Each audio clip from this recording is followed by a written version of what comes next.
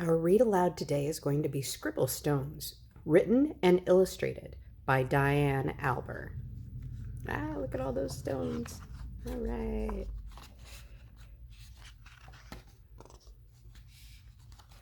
This story is about one happy stone who was gray and round and rarely alone. He lived with the others all stacked in a pile and waited calmly with a large, friendly smile. Each stone had a purpose, but it wasn't known yet. Some would be landscaping, some a stone pet. There were so many things that stones could be. The hardest part was just waiting to see.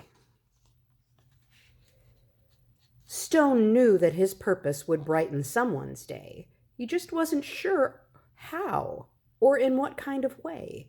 He imagined the things that he might soon become as he watched all the stones get picked one by one.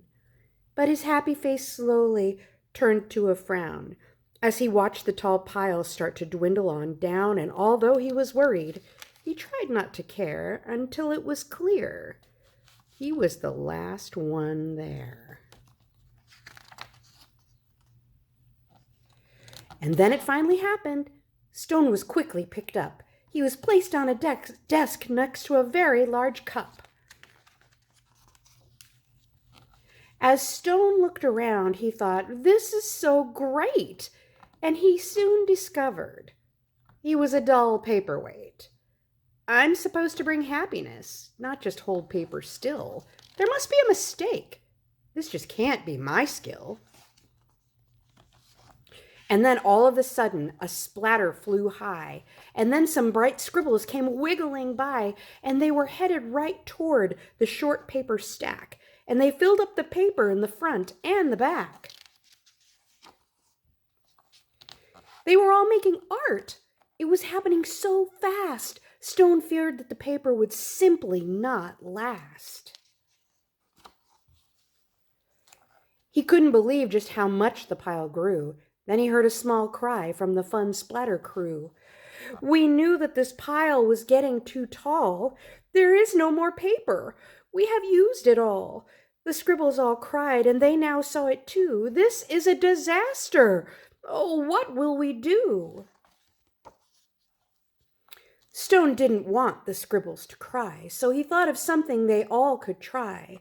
He slowly rolled down the very large pile and said, "I know how to make you all smile.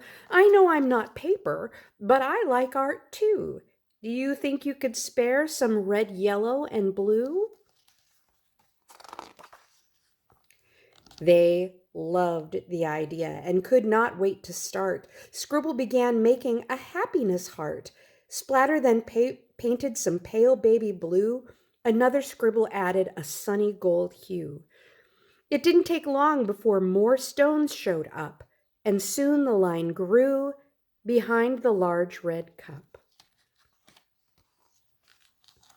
To Stone's surprise, he was picked up once more. He had never heard of this happening before. More art was added, and he was on his way to become a small gift to brighten someone's day.